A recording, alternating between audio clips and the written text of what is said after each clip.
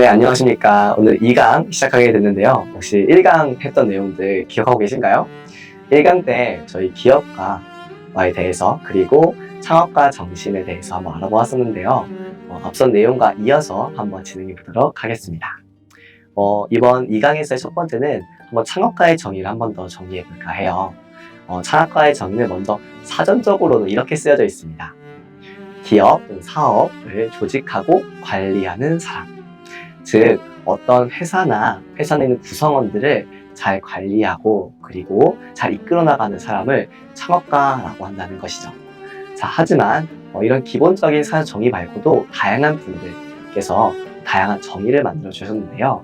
한번 알아보도록 해보겠습니다. 경제학자 같은 경우에는 창업가를 이렇게 정의한다고 해요. 노동, 물자, 자산 등을 결합시켜 새롭고 더 큰 부를 만들어내는 사람. 그리고 변화, 혁신, 새 질서를 창조하는 사람.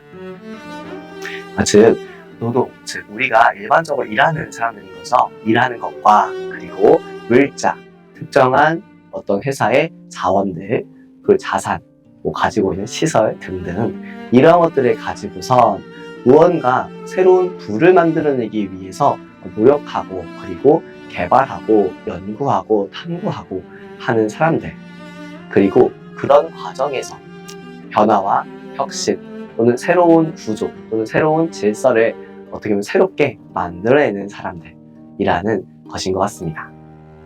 그 다음에 경영학자이자 학자이신 슈페터 같은 경우에는 창업의 과정을 이용하여 자원의 신결합과 신사업 방법으로 현상 유지를 흐트러뜨리는 혁신가. 자, 앞선 1강에서 이 슈페터가 창조적 파괴 과정에 의한 혁신자라는 표현을 썼던 거 기억하시나요? 이처럼 슈페터가 생각한 창업가는 창업의 과정, 즉 창업의 첫 단계부터 어떻게 보면 나중에 출구 전략을 쓰는 엑싯 단계까지의 과정에서 자원을 신결합, 가지고 있는 자원들을 새롭게 결합해보고 새롭게 사업의 방법들을 알아보는 것들을 어떤 현상 유지가 아닌 새로운 방법으로 흐트러뜨리거나 파괴하거나 하는 것을 창의적으로 만들어내는 혁신가라고 표현한 것 같습니다. 그 다음으로 자본주의자 같은 경우에는 창업가를 이렇게 봤다고 해요. 나무리에서 부를 창조하고 자원을 효율적으로 사용하고 낭비를 줄이고 또는 일자리를 창조해내는 사람. 창업이라고 하는 건 기존의 일자리가 아닌 새로운 일자리를 만들어내기도 하는데요. 예를 들자면 기술의 혁신적인 과정에서 최근에 우리가 많이 들었던 단어가 아마 이런 단어가 있을 것 같습니다. 4차 산업혁명. 4차 산업혁명이란 약간 이런 거예요. 기존의 1차와 2차, 3차를 넘어서서 인공지능이라든지 3D 프린팅이라든지 등을 통해서 기존의 산업의 생산 방식 자체를 과거에 누군가 사람이 직접 만드는 과정이 필요했더라면 이것을 자동화하는 산업의 형태로 바꿔나가는 것을 4차 산업혁명이라고 볼 수 있는데요. 이러한 자동화라는 것을 만들어내기 위해서 우리가 많이 들어본 3D 프린팅 기술, 인공지능 기술, 빅데이터 기술, IoT 기술 등등등 새로운 기술들을 통해서 다양한 일자리를 창조해내고 그리고 이런 일자리들 대부분이 새로운 기술들을 활용해서 기존의 어떤 일자리들을 어떻게 보면 새롭게 변화 또는 성장시켜내는 것을 알 수 있습니다. 그래서 자본주의자의 입장에서는 나무리에서 부를 창조하고 어떤 자원을 효율적으로 잘 사용하고 또는 이러한 것들을 하면서 내가 기존에 써야 되는 비용들을 좀 줄이고 그에 따라서 새로운 일자리를 만들고 했던 사람들이 창업가였지 않나 싶습니다. 다음으로 호감을 갖는 정치가들은 창업가들을 이렇게 표현한다고 하네요. 무슨 일이든지 효율적으로 해낼 수 있는 방법을 아는 사람. 즉, 정치가 입장에서 창업가는 어떤 일이든지 해결할 수 있는 사람들이 없나 봅니다. 그래서 무슨 일이든지 어떤 문제가 생긴다면 그것을 어떻게 보면 효과적으로, 효율적으로 어떤 해결할 수 있을까를 먼저 생각해낼 수 있는 사람들. 그리고 그런 방법들을 잘 알고 있어서 다음에 실천까지 할 수 있는 사람들이 바로 사람들이 바로 창업가였다고 생각했습니다. 그 다음에 좀 비판적인 정치가는 창업가를 이렇게 만나봅니다. 다루기 어렵고 정도를 걷지 않는 사람이다. 즉 한마디로 안정적인 어떤 길을 가지 않고 새롭고 위험하고 어떤 도전을 해야 되는 길만 가서 내가 평상시에 다루기 어렵고, 그리고 정치가의 입장에서 봤을 때에는 저 사람이 어떠한 생각인지 알 수 없는 사람들, 이런 사람들이 창업가이지 않나 싶네요. 마지막으로 사회주의자의 입장에서의 창업가는 자원을 낭비하고 노동을 착취하는 약탈자라고 표현을 했어요. 자, 이것은 창업가는 어떠한 도전할 때 많은 자원들을 낭비하기도 하고 많은 자원들을 사용하기도 합니다. 자, 그러다 보니 사회주의 입장에서 봤을 때에는 무언가 하나를 만들고 도전하는 데 있어 너무 많은 것들을 투자하는 경우의 것으로 봤을 수도 있고요. 그리고 노동을 착취한다. 이것은 창업가가 어떠한 일을 실천해낼 때 많은 노동력을 투자하기도 하고, 그리고 그 노동을 통해서 새로운 것들을 만들기 때문에 노동을 착취하는 약탈자라는 표현이 나왔던 것 같습니다. 자, 이렇게 해서 한번 창업가의 정의를 알아보았는데요. 어떠신가요?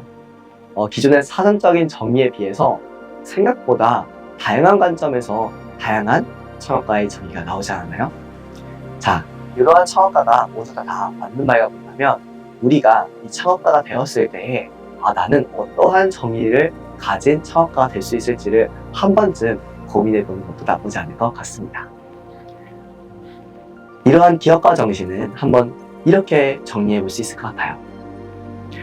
기업의 본질인 이윤 추구와 사회적 책임의 수행을 위해 기업가로서 마땅히 갖추어야 할 태도와 정신.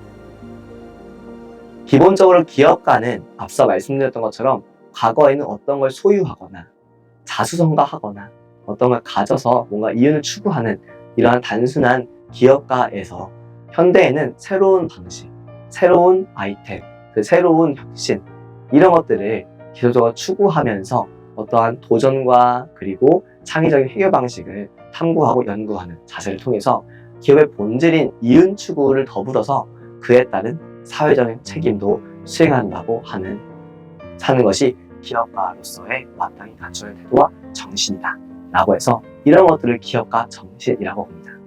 혹시 여러분들은 이런 기업가 정신을 가진 국내 대기업 회장들 알고 계신가요? 제가 지금 기억에 남는 거는 대표적으로 지금 현재 삼성가를 만들어낸 이병철 회장님이 생각이 나네요. 이병철 회장님이 과거에 반도체 회사를 국내에 도입하기 위해서 했을 때 사실 아무도 할 수 없는 것인데 그걸 안 해보고 어떻게 아냐 라는 식의 것으로 시작해서 그것을 그러한 반도체 기업을 국내에서 일궈내셨는데요. 자, 그럴 때 직원들한테 말했던 내가 해보지도 않는데 어떻게 하냐라고 하는 그 말은 어떻게 보면 무책임하고 어떻게 보면 도전이 매우 강하고 불확실하긴 했지만 결국에 이 이병철 회장은 본인이 갖고 있는 이 신념을 잘 지켜내어서 결국 해내었고, 그 해내었을 때 모든 책임들을 다 동반했기 때문에 지금 말씀드렸던 기업의 본질적인 이윤 추구랑 그리고 그에 따른 책임들을 잘 수행하지 않나 싶고요. 그리고 이러한 것들을 과거에는 기업가 정신이라는 표현까지는 없었지만 그런 태도와 정신이 후세에 기업가 정신으로 만들어지지 않나 싶습니다. 또한 최근에는 이러한 기업가 정신이 젊은 기업들한테도 많이 보여지게 됐는데요.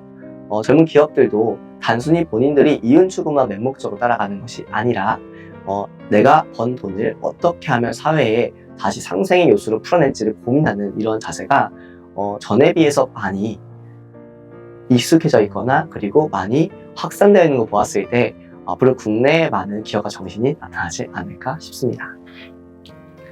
자, 이런 기업가 정신은 몇 가지 중요성들이 있습니다.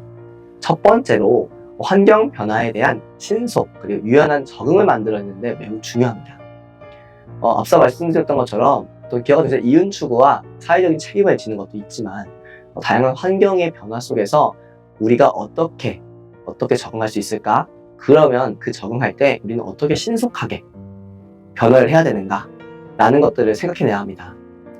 대표적으로 회사라고 하는 곳은 기본적으로 환경에 매우 예민해야 하는 경우가 많은데요.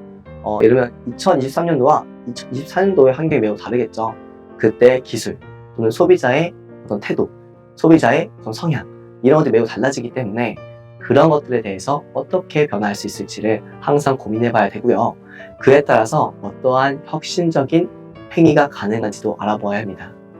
이런 혁신적인 행위가 가능한 것은 기업가 정신을 가지고 있기 때문이죠. 그 다음으로 기업가 정신의 중요성에서 두 번째로는 새로운 과학기술의 지식을 제품과 서비스로 잘 변환시켜야 한다는 겁니다. 창의적인 사고를 가진 이 기업가 정신은 새로운 과학기술이 등장했을 때 우리가 갖고 있던 기성 제품과 또는 기성 서비스에 어떻게 결합을 하고 어떻게 보완을 하고 추가해서 새로운 서비스를 만들어내고, 이 서비스를 만들어낼 때에는 새로운 생산 방식도 필요하고요, 새로운 자원을 탐구하는 것도 필요합니다. 자, 그렇기 때문에 기존에 안주하고 있는 경영자에 비해서 기업가 정신을 가진 경영자는 최대한 새로운 지식들을 습득하기 위해서 다양한 컨퍼런스나 또는 워크샵 등을 활용을 해서 기술들을 습득하고, 그리고 또한 그러한 서비스로 변환하기 위해서 새로운 장비와 새로운 시설들을 도입하고 배우는 과정들을 반복합니다. 자, 이러한 것들을 통해서 우리가 단순히 원래 있던 제품들만 쓰는 게 아니라 소비자 입장에서는 항상 새로운 기술을 만들어낸 서비스들과 또는 제품들을 활용할 수 있게 되는 것이죠. 그리고 마지막으로 세 번째는 과학기술의 산업으로서 효과적인 수단으로 활용될 수 있습니다. 아마도 아까 말씀드린 것처럼 4차 산업혁명이라고 하는 것을 통해서 우리는 다양한 기술들을 지금 접하고 또 도입되어지는 환경들을 항상 보고 있습니다. 자, 이런 것들이 우리 산업에서 어떻게 적용되어지고 어떻게 효과적인 수단으로 활용될 수 있는지를 항상 생각하고 해서 새로운 일자리를 창출하든지 아니면은 기존에 했던 생산 또는 유통 방식을 변화시킨다든지 하는 것들을 생각하는 것도 아마도 기업가 정신을 가지신 분들이 하는 일이며, 이것이 곧 매우 중요한 특징이지 않을까 싶어요. 이렇게 기업가 정신의 중요성은 총 3가지라고 볼 수 있는데요. 한 번 더 정리를 하자면 환경의 변화에 대한 신속 또는 유연한 대응을 하는 것이고, 이에 따라서 혁신적인 행위가 가능하게 하는 것이 바로 기업가 정신이고요. 두 번째로 새로운 과학기술과 지식을 제품과 서비스로 변화시킬 수 있게 만드는 특징이고, 마지막으로 과학기술의 산업으로 바꿀 수 있는 매우 중요한 수단으로서의 특성을 지니고 있다는 것을 꼭 명심하셨으면 좋겠습니다. 자, 그렇다면 이러한 창업가 정신 또는 기업가 정신을 가졌을 때와 안 가졌을 때 과연 우리는 성공과 실패를 나누는데요. 자, 그럼 성공한 기업가와 실패한 기업가는 어떤 특징들을 지니고 있을까요? 자, 여러분들은 어떤 특징을 지니고 있을까 생각이 드시나요? 사실 저는 성공한 기업가라는 단어를 그렇게 좋아하지 않습니다. 저는 일반적으로 성장하는 기업가와 그리고 성장하지 못하는 기업가라고 하는데, 아마 여기서 쓰여져 있는 성공한 기업가와 실패한 기업가가 똑같이 성장한 기업가, 그리고 성장을 못하는 기업가의 특징이랑도 동일하지 않을까 싶네요. 자, 그러면 성장, 성공 또는 성장하는 기업가는 어떤 특징이 있는지 하나씩 한번 따져볼게요. 자, 첫 번째로 강한 성취 욕구와 성장 욕구를 가졌다고 하네요. 맞습니다. 일반적으로 성장 또는 성공하려고 하는 기업가분들은 단순히 가만히 앉아있는 걸 별로 안 좋아하세요. 매우 도전하고 시도하는 환경들을 매우 좋아하는데, 그때마다 항상 강한 성취 욕구와 성장 욕구를 목표로 삼고 시도를 하십니다. 자, 그렇기 때문에 항상 낙관적이고 그리고 항상 열정적인 모습을 보여주게 됩니다. 두 번째로 계산된 위험과 그리고 감수를 공유합니다.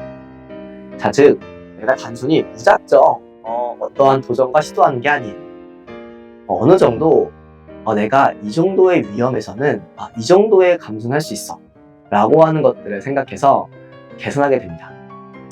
예를 들면 제가 이번에 숙박 서비스라는 것을 만들어 보려고 한다.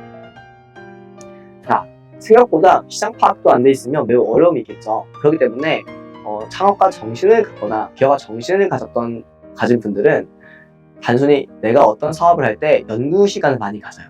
자, 어떤 연구를 하냐면 첫 번째 소비자를 분석한다든지 아니면 주변 시장을 분석한다든지 아니면 기존에 이러한 것들을 했었을 때 나타나는 부작용들을 본다든지 위험을 본다든지 합니다.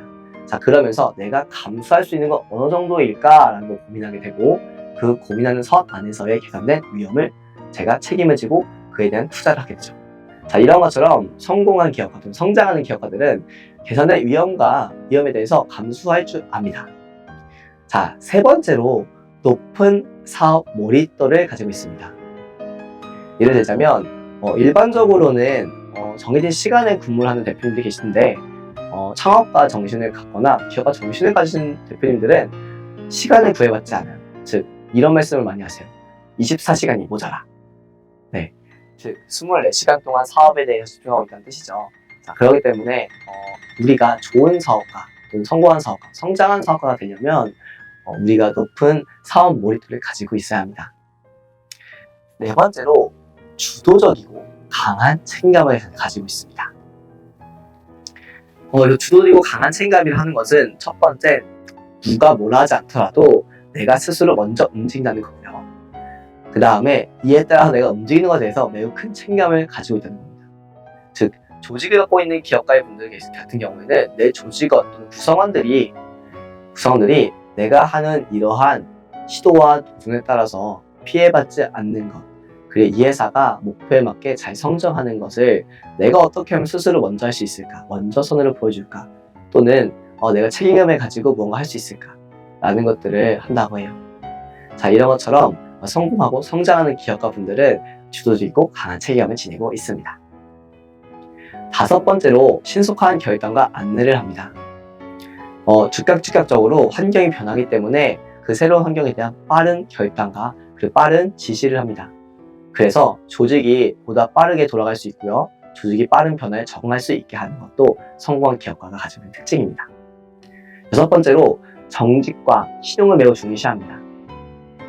즉, 어떠한 도전을 하더라도 정직해야 하고요. 그에 따라서 내 신념을 지킬 수 있어야 되고요. 그 다음에 충분한 신용을 가지고 있어야 돼서 내가 이해관계자로부터 신용이 없지 않도록 행동합니다. 일곱 번째로는 낙관적인 자세와 유머 감각을 가지고 있습니다. 항상 긍정적이고 뭔가 될 수 있다 라고 하는 자세를 가지고 있고요. 그에 따라서 재미있는 유머 감각을 통해서 주변의 이해관계자들이 뭔가 부정적이고 비판적인 자세가 나왔을 때 그것을 낙관화시키는 활동도 하고 있습니다. 그리고 여덟 번째로 창의성과 혁신, 자유, 실천 의지를 가지고 있어요.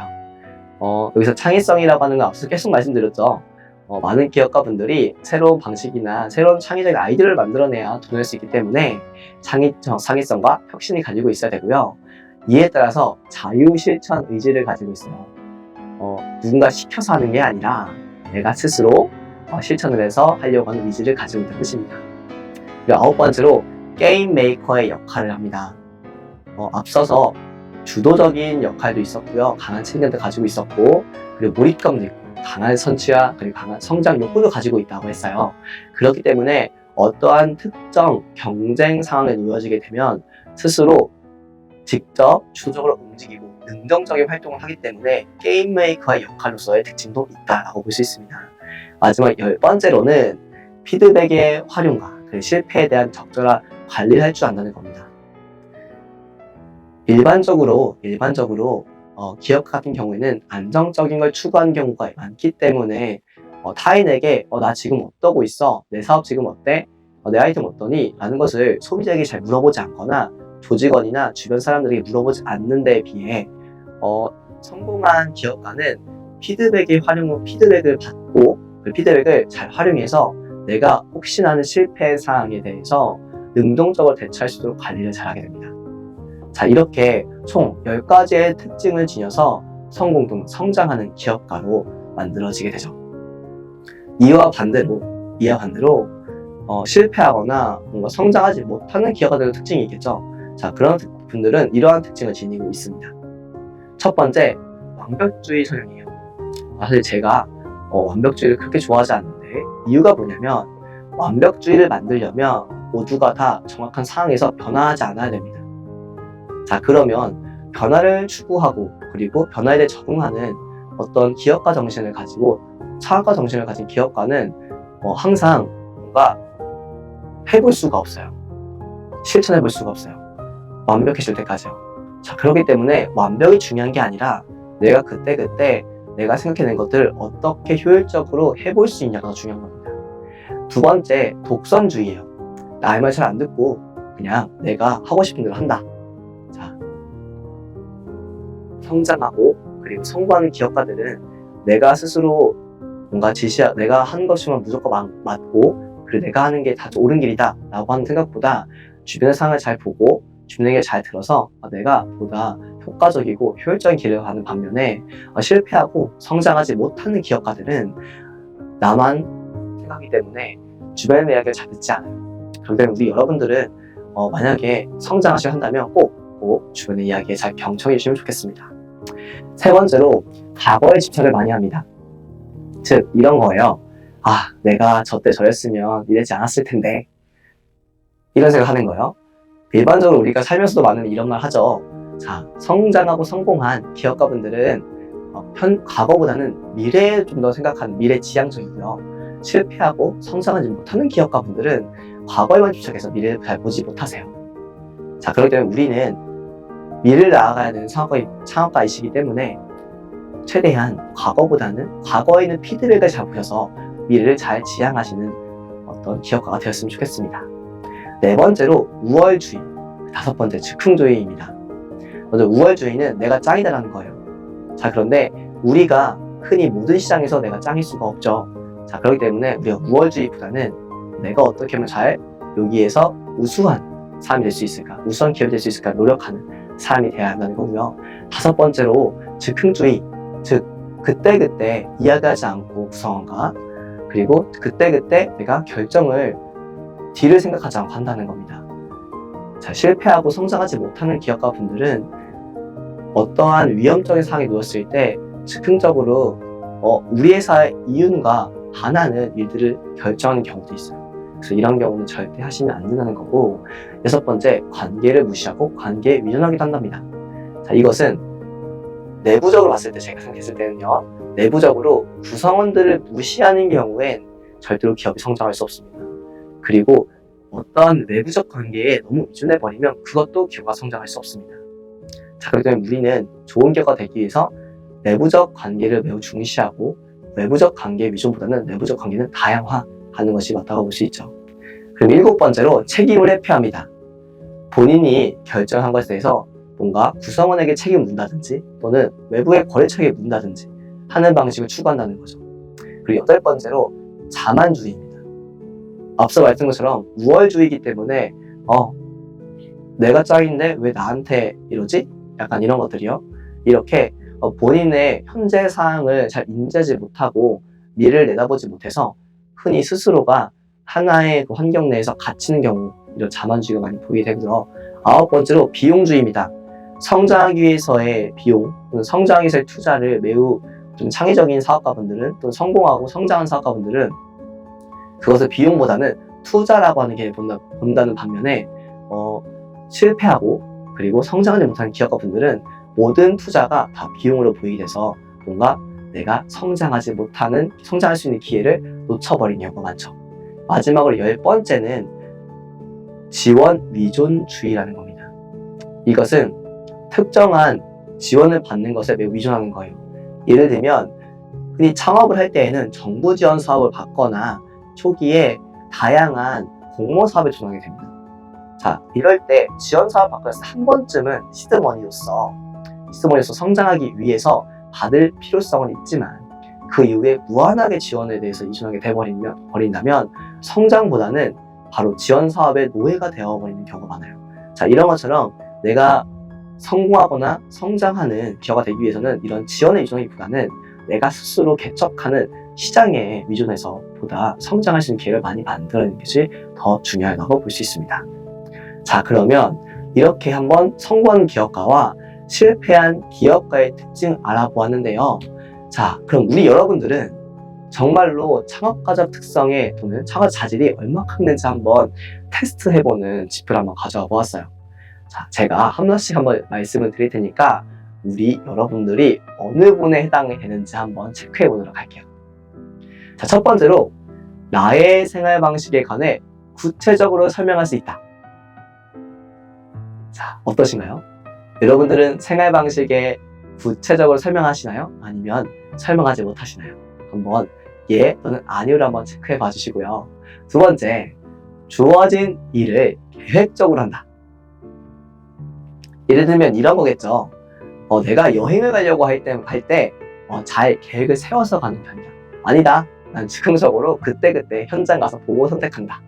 자, 아마 이런 경우인 것 같아요. 자, 세 번째. 일단 일을 맡으면 적극적으로 한다.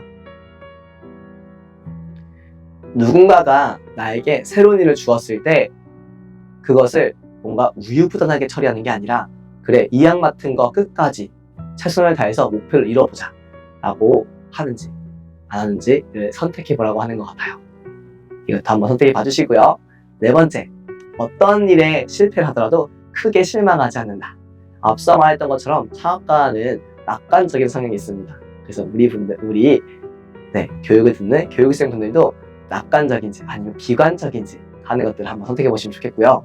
다섯 번째, 나는 약속을 잘 지키는 편이다. 즉, 시간적인 개념을 잘 알고 계신지 아닌지를 봐주시고요. 여섯 번째, 나는 창업 정보를 수집하고 있다. 즉, 내가 기존에 창업에 관심이 있는지 없는지 창업의 정보를 잘 수집하고 있는지를 한번 확인해 보시면 좋겠습니다. 그리고 일곱 번째, 내 주위에 친구가 많다. 이것은 내 주위의 인간관계에 대해서 관계를 잘 유지하고 있는지 그렇지 않은지를 한번 알아보는 것 같고요. 여덟 번째, 나와 다른 사람의 의견에도 잘 귀를 기울인다. 이것은 아까 말씀드렸던 것처럼 성공한, 성장하는 기업가 분들은 주변 사람들 이야기를 잘 듣고 피드백을 가지고선 잘 성장하는 방법을 고민하는 반면에 실패하는 기업가는 자신만 안다고 했죠. 바로 이 점을 가리는 지표인 것 같고요. 아홉 번째, 문제를 함께 고민해줄 친구가 3명 이상 있다. 자, 그리고 열 번째, 나는 도전정신이 항상 잘 유지되고 있다. 도전이 있다 없다인 것 같아요. 그리고 11번째, 내 자신의 의사가 분명한 편이다. 나는 내 신념과 그리고 나의 의지를 잘 지킨다. 그렇지 않다. 12번째, 나는 건강에 자신 있다. 여기 왜 나왔는지 좀 궁금하실 텐데 생각보다 창업가는 오랜 시간 동안 자신의 목표를 지속적으로 유지하기 때문에 건강도 매우 중요합니다. 13번째, 나는 기초적인 재무 지식이 있다. 자, 이것은 창업가분들은 꼭 이윤축을 하는 거죠. 자, 근데 숫자에 약한 분들이 계세요.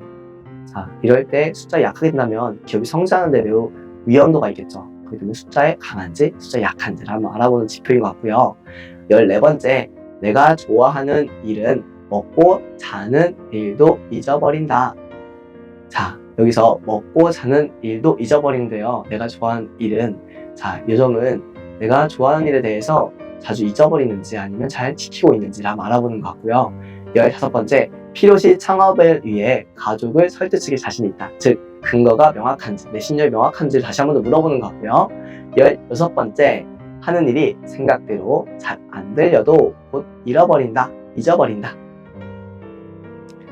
즉, 하는 일이 생각대로 잘 안 되더라도 낙관적인 상태를 잘 유지한다. 그렇지 않냐? 라는 것을 물어보는 것 같습니다.